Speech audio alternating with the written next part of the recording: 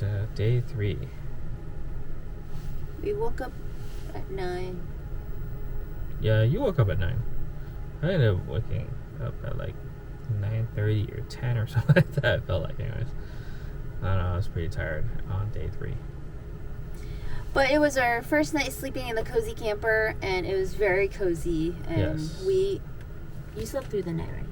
I did. Yeah, I did too. It was comfortable and warm, so Yeah. it was nice. Yeah, very nice. The heater and everything. Oh my god. Oh, best thing ever. Especially in and then they were telling us how cold it's been, yet at the same time very dry in Iceland. Last month or so or something like that. That they hadn't had as much rain or something like that in the summertime, which is what they would normally expect. But a lot of that stuff wasn't happening. Instead, they were getting very cold and dry temperatures, and they're not used to it. And neither were we, because it was freezing cold that night. It was very cold.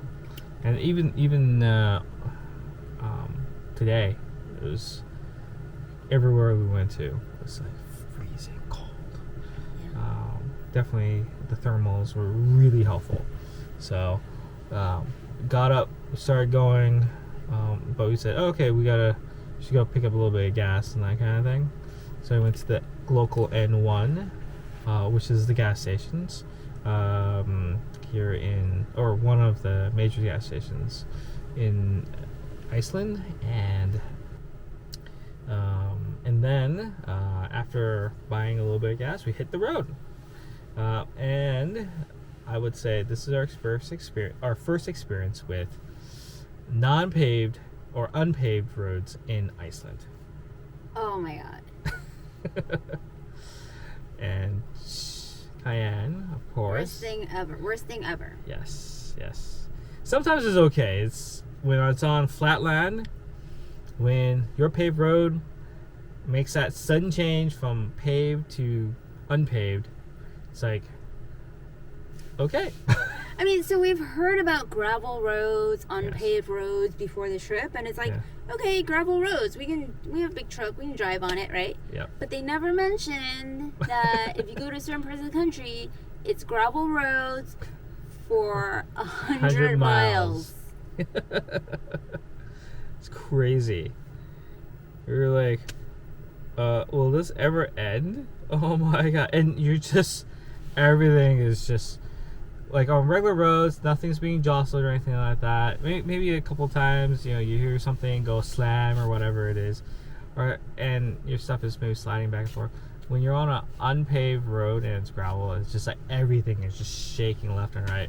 And it's through mountains, so you're going up and down, and like around hairpin turns, and it's.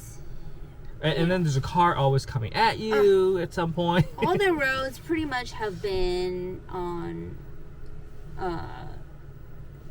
oncoming traffic, so one lane going one direction and the other lane going the other direction. So if there's a car coming, it's oncoming traffic, and the road is pretty narrow, especially when you're driving a van. If the other guy is also a trailer or a van or a truck or something, you have to slow down and like squeeze through. Yes. And today driving, through some mountains, there's some tight roads that are just so narrow, and thankfully there's not that many cars on the road.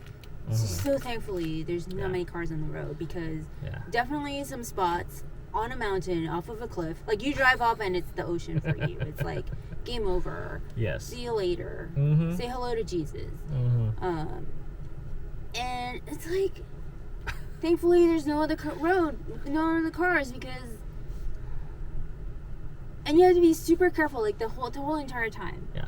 I'm like death grip on the wheel. Yes. And total death grip. You have to be constantly paying attention, because the speed limit is constantly changing. And then there's like the types of things that come up. There's like blind spots over a hill. Slow down. And then coming through a town, you gotta slow down from 80 kilometers per hour down to 30 kilometers per hour. Yes.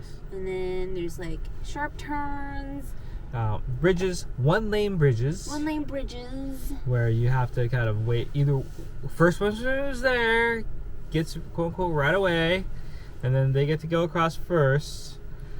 But of course, if you're all tourists, then yeah, it's just a huge mess. For the most part, everyone follows the rules, and like Yes. everyone slows down and stops, and then does the little headlight blink. Yeah. You go. Yeah. So for the most part, it works. Yes.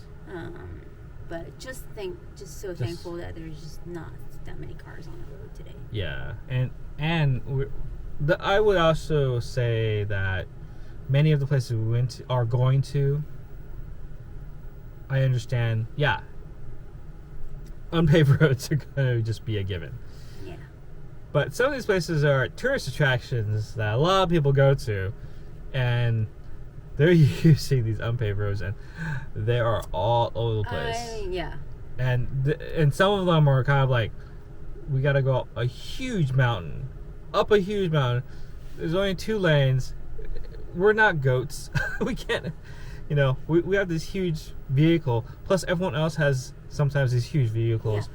Maybe SUVs. The ones who have SUVs are probably the smarter ones to kind of travel these unpaved roads. But you could definitely still do it during the summertime with a 2-wheel drive vehicle. But after going through that, I'm like, and it's not like we're going into like the boonies. No. I mean, these are marked as major roads on the map. Yes. So, yes. Thank you, Iceland, for building roads to go to these amazing places. Yes. But yeah, please pave them. Yeah, just a little bit more work. And yeah, just pave them. Yeah. But I would say that today was a very exhausting day of travel. Today was mostly driving. Yes. Because we had to go from Kirchhoffel, which is in the Snaefellas, whatever. Sorry, I don't know the name. Yeah. Snae Peninsula. Okay. Go east and then back out west. Yes. To go to the westernmost point of the European continent, which is in Iceland. Yes. So, and it's not a drive all the way west, okay? It's a drive through fjords, out and in, out and in, out and in, through those wonderful mountains on gravel roads. Yes. Out and in. Yes. Until we get to there. Yeah. And you don't really know what it's like until you actually drive it, and you're like, because people can tell you, like we're told by Coach the Camper guy, like, oh yeah, you gotta do this driving in and out of fjords. I'm like, oh, that doesn't sound that bad. Yeah, it's just like Maine. Right, just like Maine. Yes, it is very similar to Maine, but the Maine roads are all paved. These are not. These are like unpaved, crazy ass roads going up mountains, hairpin turns on these really steep graded roads. It's just insane. Like between hiking up the strenuous volcano mountain and driving through these mountains. Yes. I would do the strenuous hike any day. Yes. Like I would do the whole entire thing of like, okay, right out of Reykjavik, I'll just go and do that strenuous hike up the mountain just to go see a volcano. Okay, fine, I'll do that. But to do these things, oh man, I'm not sure sometimes. I'm not sure. I don't know. Maybe it's one of those things like, if you're going to come here, look it up. Yeah.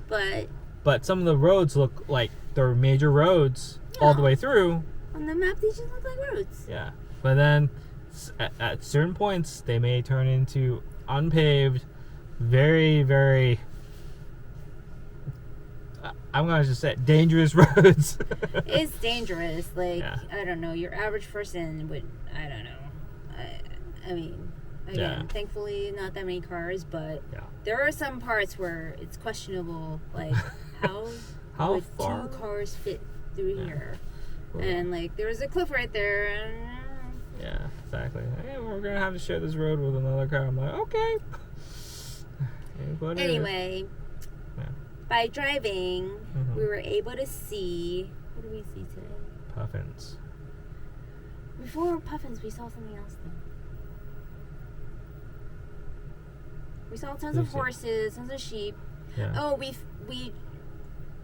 drove by this hot spring. Oh yes, there was a hot spring. Yes, Hellulaug. Yeah. Yes, Hellulaug. Yes, and we're driving by, and I missed it. And then I was able to turn around and go back, and sitting there, or not sitting there, but like turn around, and we happened to watch two people come out of the hot spring, or the hot pot. They like to call them hot pots here. Yeah. Yeah. So this one happened to be a free one. Mm-hmm. And does not require a hike to get to. Yeah, exactly. It's right off the parking lot. Yeah. It's right off our. Good criteria. But the thing is that if you can easily quickly miss it if you're not looking for it, and that's what I mean. I totally missed it. Yeah.